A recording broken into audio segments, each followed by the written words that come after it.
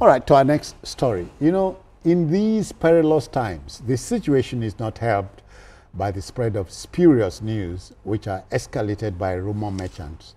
We have reports that villagers in Mgbuji, Enugu State, I hope I got that name right, the villagers have dispelled claims of recent mass killings by suspected herdsmen, especially in the Eha Amufu community of the state. To them, the trending video suggesting that it's not a recent one. So we'll share the story by TVC News' Bamidele Ajayi. Let's go there. Ehamufu is a community in Ishi-Uzo local government area of Enugu State that shares boundaries with Ebonyi and Benue states. Ehamufu is regarded as the most populated community in the council area, with its inhabitants mainly into agriculture. Across Nigeria, there are a series of disputes over arable land encroachment that has led to killings, maiming, and dissertation of people's ancestral land as a result of suspected herdsmen attacks on farmers. The conflicts got exacerbated, especially in the Middle Belt, now snowballing into other states of the country since the return of democracy in 1999. More recently, it deteriorated into attacks on farmers by herdsmen. Reminiscent of the 2016 Nimbo community attack that claimed many lives in Uzuwani council area of Enugu State was prominent among several invasions being perpetrated by the suspected herders on host communities across the country. Several measures have been instituted by various governments to contain the menace.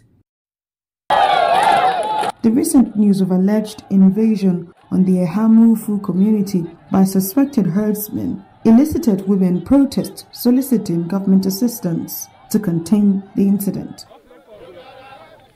Some women and youths from the 10 villages of Ehamufu carried placards, leaves and tree plants barricading roads to register their concerns. A narrative that attracted multiple stakeholders' engagement to ascertain the cause of the situation, hence this newsman tour of the community. Social activities were noticed undisturbed as people were seen going about their businesses. Newsmen engaged some stakeholders to speak on the development. Although they acknowledged Ehamufu had pockets of herders-farmers clashes in the past that led to killings of their kinsmen. You can see cattle without seeing anybody. Saw cattle without seeing anybody. So some people even think that they transform into cow. Government should continue with their program in security and development. Chijioke Obiagu, a native of Mgbuji, admitted that the last time the recorded major herdsman attack was in 2022. But in this place, since January up to date, nothing has happened to our community. It was since 2022. They attributed the relative peace to the renewed security vigor instituted by the state government.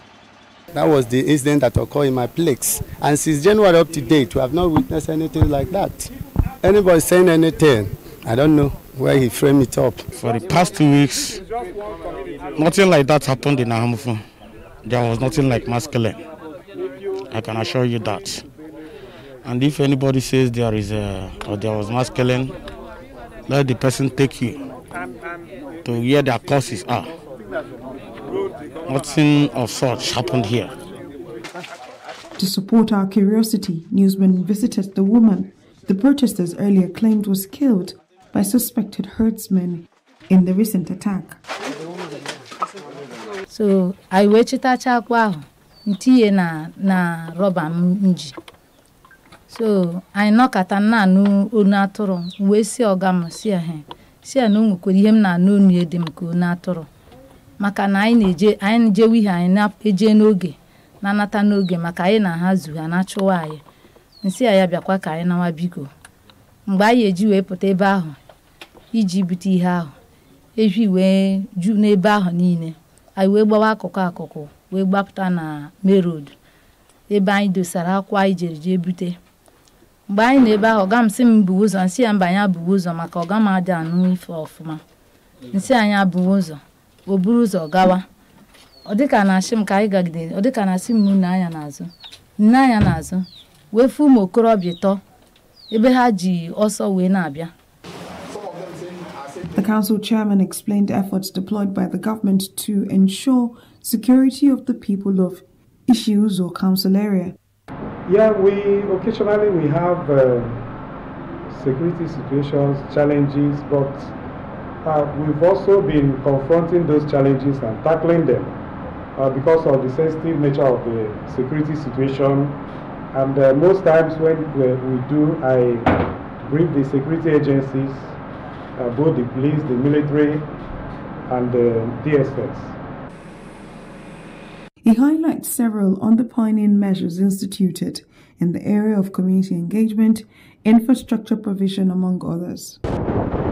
What I can tell you clearly, if you do investigation from statistics, is that, like I told our people, that with what the measures His Excellency Governor Peter Mba already started taking and what we are doing in terms of security, that we're never going to have that kind of situation where a whole town will be sacked in Isuzu. Because a lot of people, religious leaders, traditional rulers, relocated from the villages, somewhere in Enugu, somewhere in other parts of the state. So, and it has never happened again since then. The people assert that after the 2022 conflict with herders that led to the sacking of the town, they claim to have recorded isolated clashes but no mass killings, burning of houses and sacking of people from their ancestral land.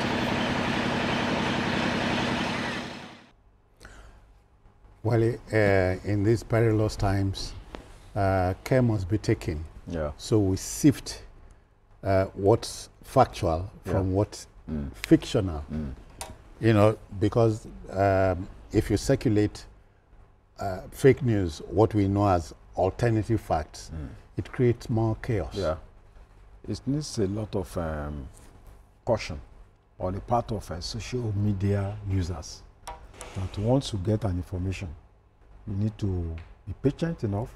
The information may be very sensational, and that you think you want to be the first person to share the information. But most of the time, sensational news may not necessarily be true. So you need to be very careful when you are sending information that comes to you. At least we heard a local government chairman say in the recent times, no such untoward story has been. And unfortunately, this information was reported by even respected medium. Medium. So we need to be very careful. If individuals can decide to take extra caution, I think we'll be able to manage the spread of false information. Because in this community, the crisis there has been on for about 15 years. The last major incident was in November 2022. As the man said. Yes, when about 13 people were killed. You know, it's rivalry between the ASME and local communities. And sometimes people in Benue State are also involved because that place is very close to Benue State. And it's a long-standing problem because there was a time that some community leaders sold their land, to those herdsmen, and they came there, built their structures, and they begin to have conflict with indigenous people in those communities. But I think to a large extent that problem has been resolved. I remember in that 2022, the governor was there and even gave 10 million naira to local communities, set up police squadron sector in that area to make sure that security was provided for that community. So I think there has been relative peace. So whatever social media people are trying to send stories and all that is basically false, just like we have seen in this report. And I thank the TVC crew that went there to educate the world that this is actually the real situation there. If there is crisis there, of course, we'll be the first to report. But in the absence of any crisis, it's wrong and unprofessional for people to be reporting all sorts of information that do not tally with what is on the ground. People do this for propaganda reasons. Yeah. You know, opposition elements, people just want anything negative, everything negative about Nigeria. They are cynics. Yes. They don't want anything to work. Even sometimes they collect good information and twist it to, you know, to fit their own narrative. Of course. So I think it's not a very good thing. Asuko, well, in this knowledge age, care must be taken so you do not misuse the social media. We know that there's such a thing as citizen journalism, but it should have a character, a face. Exactly. You know, the thing is, everybody wants to be a journalist. You know, that is where you come with citizen journalism. In fact, there are some things that I used to see these days. There will be an accident. Instead of you to drop your phone to assist somebody that is dying, you want to be first to upload. The first, you know, to upload rather than saving a life. Yeah.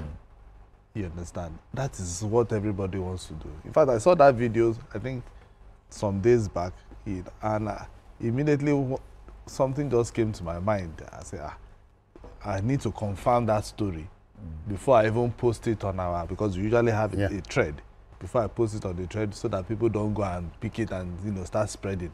Because that is how it starts from. Yeah. If you have any information as a journalist, you hold on, then you just make inquiries, you confirm from left, right, center, and then make our colleagues are advised to authenticate the source of the story before going to town. You need to refrain from rushing to, you know, hit the airwaves or, you know, posting. To be the first, as if there's a prize for it. No, there's no prize, because if you confirm, you know, if you confirm an information, it doesn't take anything away from you. No, it does not. Because it even makes you more credible. That's it. You understand? Yeah. So confirm the information before you push. Because if what people are trying to do is just to stoke unnecessary hate, anger in the land, and I don't know what they stand to gain. You know, passing and pushing fake news, misinforming people, and don't be sure, citizens, you will be shocked that that particular video would have gone everywhere. Oh yeah. People abroad, if you know how they are consuming our information, and then not just consuming and then holding on to that fact, you'll be shocked. Yeah. You'll be amazed. So it now behoves on us as journalists to always pass the right information. Yeah. You know, when you even tell people, when you see any information, why not just go to the credible mediums to begin to check. If you don't see that information there, then they forget it. Just know that it's fake news. Yeah. You know, so that is what I tell people. Even my friends that are outside, I say, did you see it on TVC? What's your source? You know, even when they pass it to me, I say, okay, did you see it on TVC? If they say no, I say, hey, then it means it's fake news. Yeah, it's not authentic. It's not authentic. Yeah. I try to pride myself, you know, in that level so that they will know that where I'm working, we confirm and reconfirm and before we even go to, you know, to the press with it. So what these people are trying to do, or what the people, the purveyors of evil, I call them purveyors of evil, are trying to do is to stoke hate, to stoke anger. Yeah. Because I know what the governor has been trying to do in that state, trying to see that there is peace. Let's give kudos to Governor Peter Mba. Yes, exactly. He's doing a yeoman's job. There's peace in that state. And I'm very sure that is why everybody is coming out to say, it can't be in this state. It might happen in the past, but not now, where this man. Because I know what Governor Peter Mba has done in that state, trying to make sure that there is peace in Enugu. All right, folks, we'll take a breather now. We'll go on a commercial break.